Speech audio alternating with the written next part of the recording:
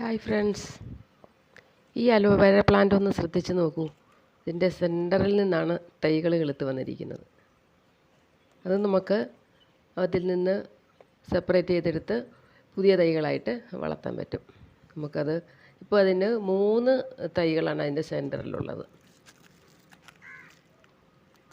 ഒരെണ്ണം നമ്മൾ പറിച്ചു മാറ്റി, ഇനി രണ്ടാമത്തേതാണിത്. ആദ്യമായിട്ടാണ് ഇങ്ങനെ സെൻറ്ററിൽ നിന്ന് തൈകൾ മുളച്ചു വരുന്നത് കാണുന്നത്.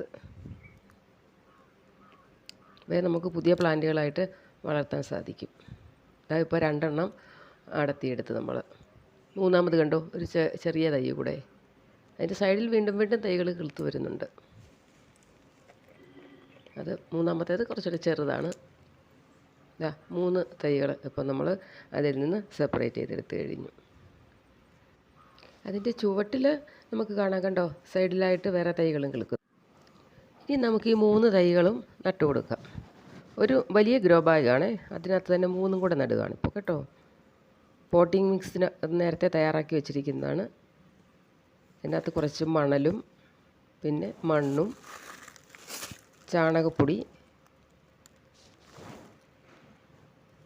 ഇതെല്ലാം ചേർത്ത് മിക്സ് ചെയ്ത് വെച്ചിരിക്കുന്നതാണ്. അതിൻ്റെ ഏറ്റവും അടിയിൽ കുറച്ച് കരിയില ഇട്ടിട്ടുണ്ട്.